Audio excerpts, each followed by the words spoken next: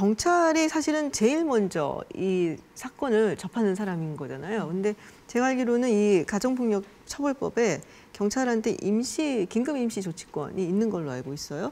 이 긴급 임시 조치권이면은 이렇게 격리를 사실 시킬 수도 있고 뭐 이런 게 경찰한테 재량이 좀 주어진 게 아니겠습니까?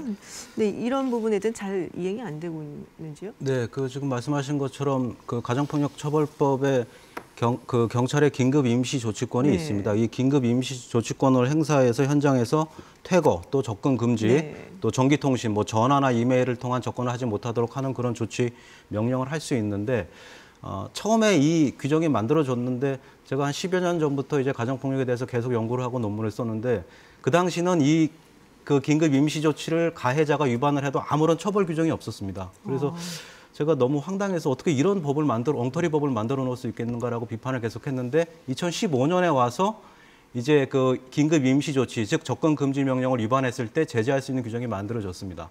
근데 그게 과태료 300만 원입니다.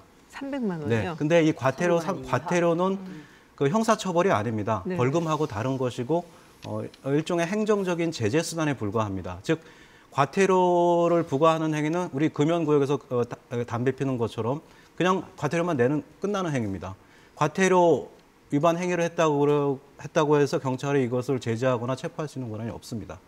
즉, 그 가해자 입장에서 나는 과태료 내고 긴급 임시조치 위반하겠다라고 했을 때 경찰이 법적으로는 이것을 더 이상 제재할 수 없다는 거죠. 또 하나의 문제는 과태료는 형사벌과 다르게 반복해도 상습에 따른 가중 처벌 효과가 없어요. 그러다 보니까 전혀 가해자들이 두려워하지 않고요. 또 하나는 그 돈이 도대체 어디서 나오겠습니까? 가해자와 피해자가 같은 재정적인 울타리 내에서 있기 때문에 오히려 가해자가 과태료를 납부할 경우 피해자에게 더 강한 분노를 느끼게 되고 함께 재정적 손실을 얻게 되기 때문에 이건 상당히 잘못된 법이죠. 그러니까 위반을 해도 신고를 할 수 없는 거죠. 결국은 내 주머니에서 돈이 나가야 되니까 생활비를 털어서 내야 되는 벌금이라면 여자들이 내겠어요. 그렇죠. 또 300만 원이 굉장히 큰 돈인 집도 있으니까. 물론 뭐 50만 원에서 한 100만 원 정도가 평균이라고 알려지고 있는데요. 과태료의 수준이. 그것도 사실은 지금 이런 가정에서는 굉장히 큰 돈이죠.